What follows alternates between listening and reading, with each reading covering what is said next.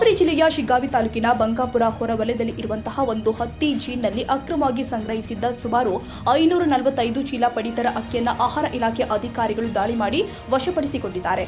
ಜಪ್ತಿಯಾದ ಅಕ್ಕಿಯ ಮೌಲ್ಯ ಸುಮಾರು 5.50 ಲಕ್ಷ ಅಂತ ಅಂದಾಜು ಮಾಡಲಾಗಿದೆ. ಅಕ್ರಮ ಪಡಿತರ ಅಕ್ಕಿಯನ್ನು ಕಾಳು ಸಂಖ್ಯೆಯಲ್ಲಿ ಕಡಿಮೆ ಬೆಲೆಗೆ ಖರೀದಿ ಮಾಡಿ ಹೆಚ್ಚಿನ ದರಕ್ಕೆ ಮಾರಾಟ ಮಾಡುವ ದಂಧೆಯಲ್ಲಿ ಇವರ ಪಾಲ್ಗೊಳ್ಳುವ ಶಂಕೆ ಹಿನ್ನೆಲೆ ಬಂಕಾಪುರ ಪೊಲೀಸ್ ಠಾಣೆಯಲ್ಲಿ ಪ್ರಕರಣ ದಾಖಲಾಗಿದೆ.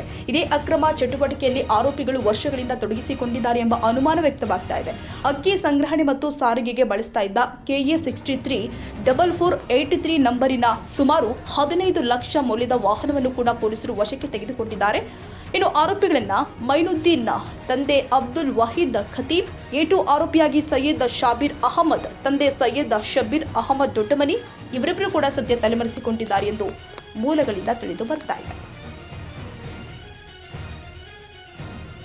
ಈ ವಿಡಿಯೋ ನಿಮಗೆ ಇಷ್ಟವಾದರೆ ಲೈಕ್ ಮಾಡಿ.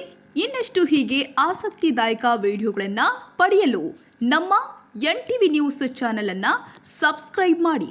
ಪಕ್ಕದಲ್ಲಿ ಇರುವ ಬೆಲ್ ಐಕಾನ್ ಅನ್ನು ಒತ್ತಿ. ನಿಮ್ಮ ಬೆಂಬಲವೇ ನಮಗೆ ಸ್ಫೂರ್ತಿ.